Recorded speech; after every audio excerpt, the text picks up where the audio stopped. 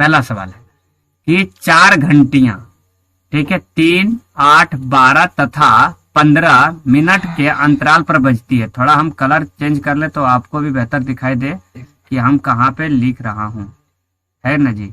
बिल्कुल जी। अच्छा, इरेजर काम किया आज, थैंक यू। ये रहा, ठीक है। तो आप देख सकते हैं कि यहाँ पे आपका दिया 4 घंटियां, एक 3 है, 8 है, 12 है, 15 मिनट के अंतराल पर बजती है। वे एक साथ बजने लगी, फिर कितने समय बाद वे एक साथ बजेंगी? तो इस तरह का सवाल हो कि इतना घंटिया, इतना मिनट, इतना मिनट के अंतराल में बजती है, तो कुछ नहीं, ये सब का सब आपको एलसीएम कर देना। किसका किसका? 3 का, 8 का, 12 का और 15 का। ये सब का आप एलसीएम अगर करेंगे तो आप पाएंगे, क्या पाएंगे, कितना एलसीएम आएगा आप बताइए हमें। 15 × 20 आई थिंक 120 आ जाएगा। कितना आएगा? 120 मिनट आएगा। कितना आएगा? 120 मिनट। ये आप देखेंगे गौर करके, इसका एलसीएम कितना आएगा? 120 मिनट। लेकिन आंसर आपका घंटा में है, तो घंटा में बदलने के लिए क्या करते हैं, 120 मिनट को 60 से डिवाइड करेंगे तो ये आपका कटेगा, कितना आएगा? 2 घंटा। यानी कि answer option number B is the correct answer. क्या मजा आ गया? बिल्कुल। चलिए आगे 2 नंबर सवाल है। 5 लाल तथा 4 सफेद जूते हैं, तो आप देखेंगे जूतों की टोटल संख्या कितना हो गया। आप देखेंगे कि रेड जो जूता है वो आपके पास 5 है और व्हाइट जो जूता है वो आपके पास 4 है। तो टोटल जूता आपके पास कितना हो गया? तो टोटल जूता आप देखेंगे कि 9 हो गया, ठीक है। अब आगे कहता है कि यादृच्छिक रूप से एक जूता उठाता है तो यह सफेद जूता होने की प्रायिकता क्या है?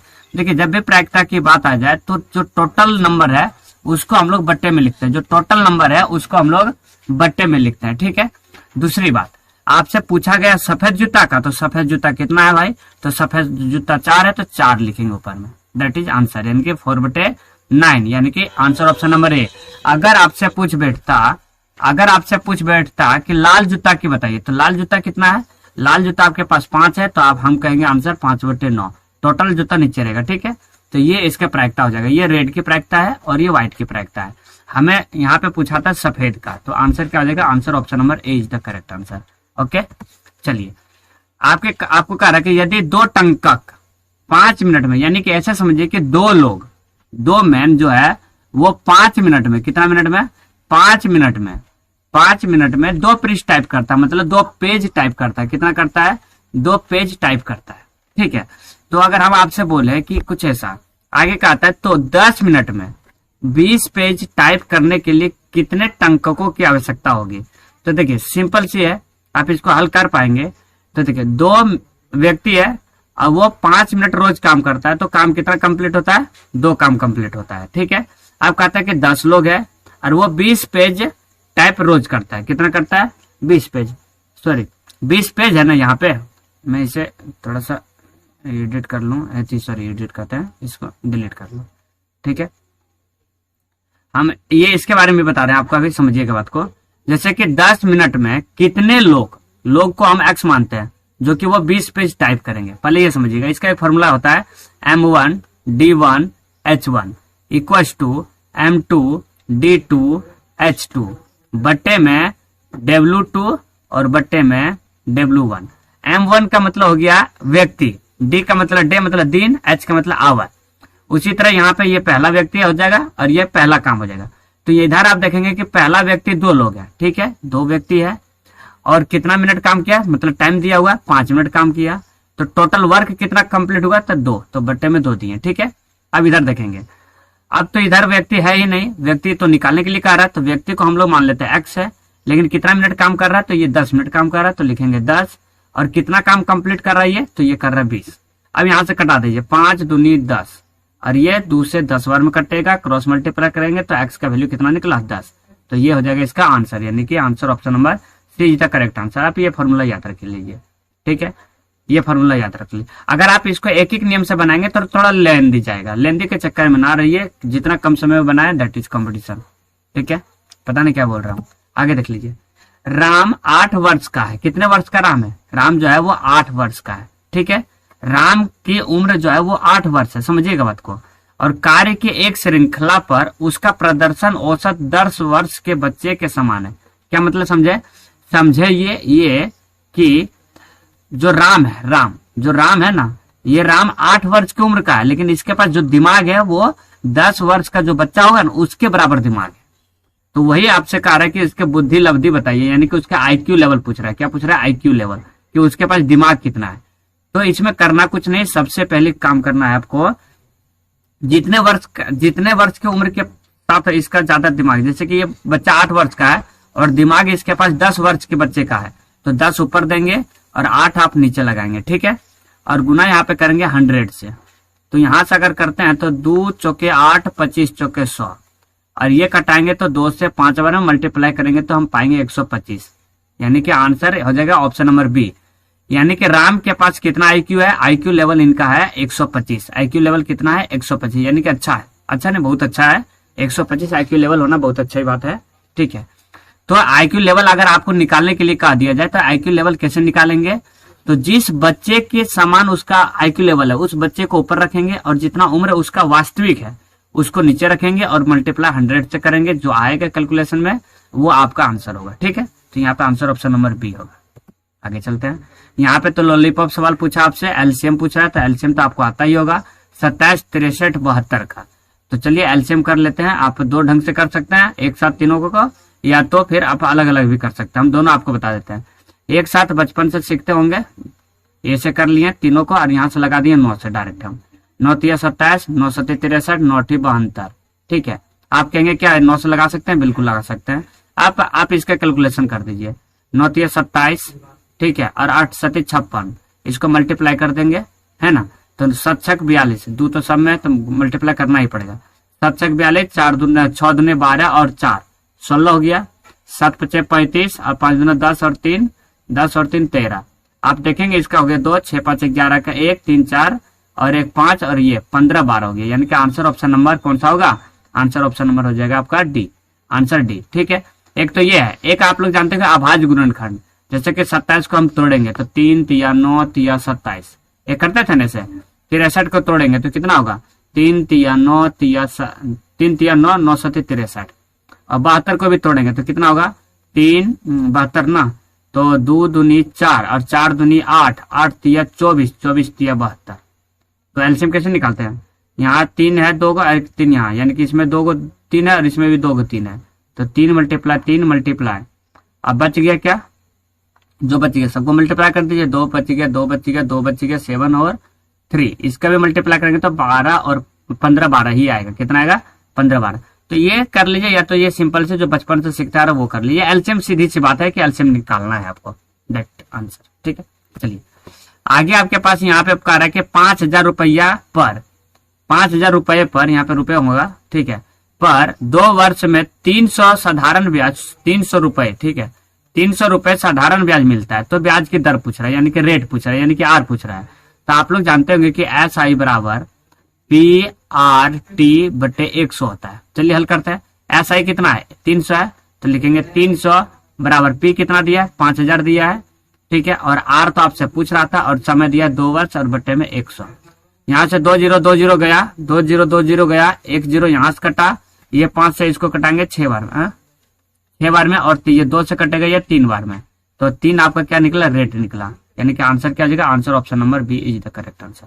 कोई दिक्कत नहीं होना चाहिए। फॉर्मूला आपको आता होगा, नहीं आता है तो याद कर लीजिए, क्योंकि फॉर्मूला याद नहीं रहेगा तो ये सब सवाल बनाना बहुत मुश्किल पड़ेगा। चलिए आगे, राम का वजन श्याम से 25 किलोग्राम अधिक है और दोनों का सम्मिलित रूप 325 है।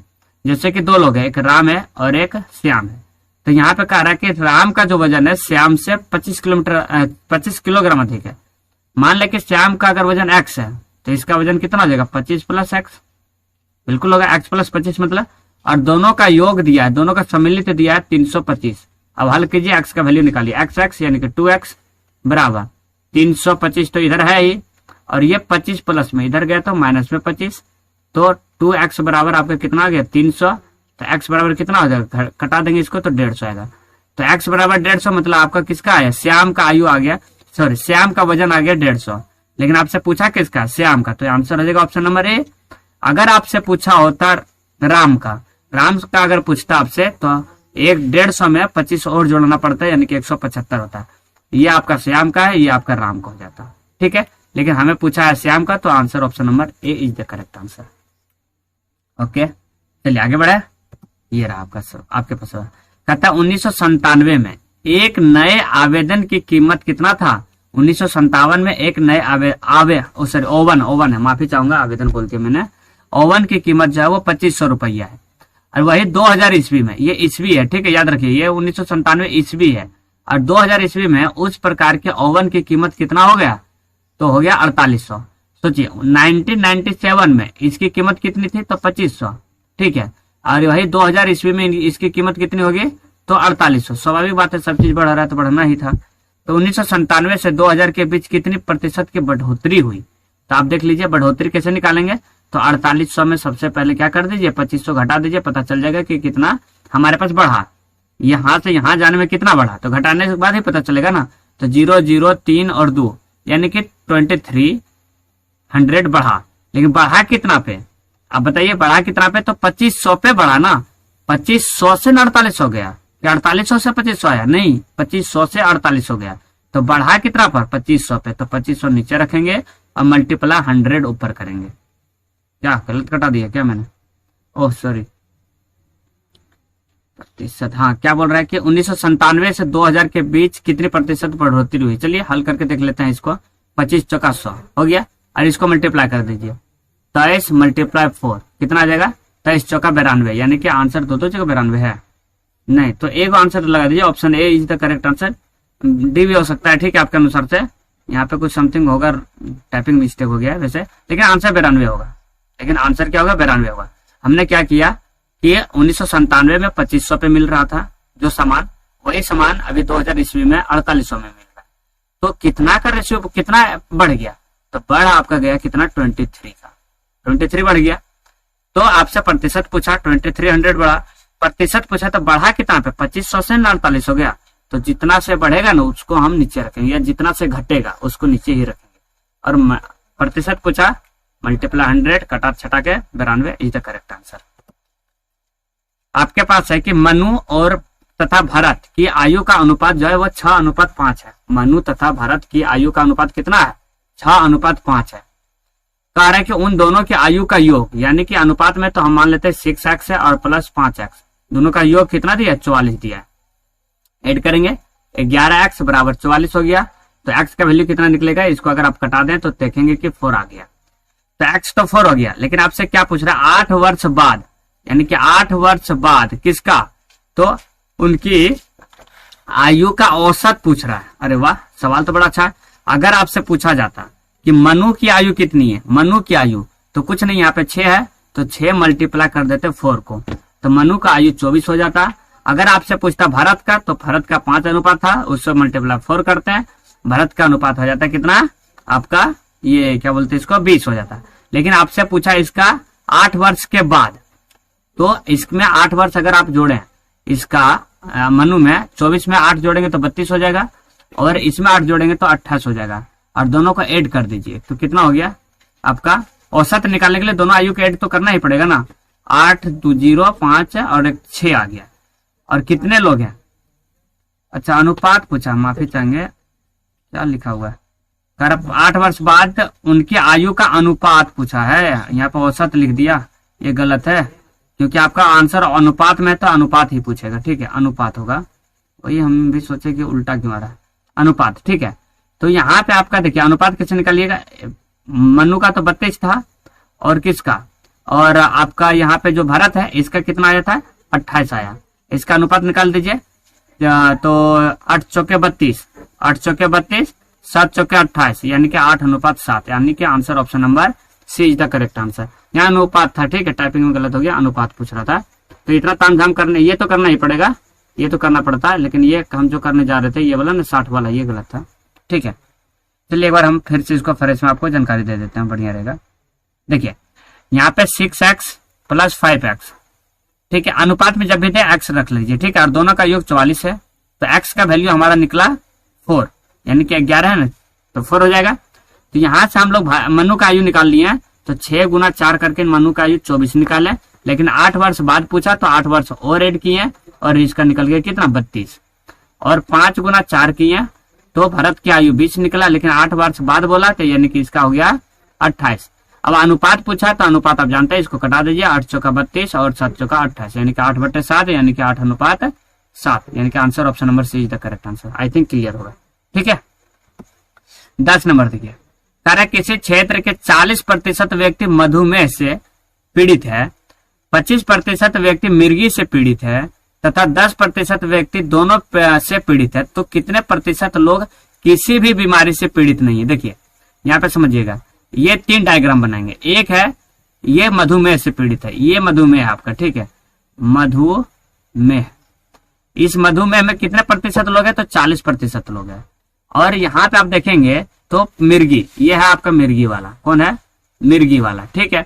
अब मिर्गी में कितने प्रतिशत लोग हैं, तो ये 25% लोग हैं, ठीक है, याद रहेगा। अब यहाँ पे कह रहा है कि दोनों से भी पीड़ित है, 10% दोनों से पीड़ित है, मतलब ऐसा लोग भी है जो कि दोनों से पीड़ित है। दोनों, ये दोनों है आपका, इसमें भी और इससे भी, और ये कितना प्रतिशत है, 10%। अब समझिए, अगर हम 40 टोटल है, टोटल 40 में से 10 को घटा दें तो आपका 30% जो निकलेगा वो टोटल का टोटल 30 क्या निकलेगा, मधुमेह से। इसमें दोनों तो आएगा नहीं,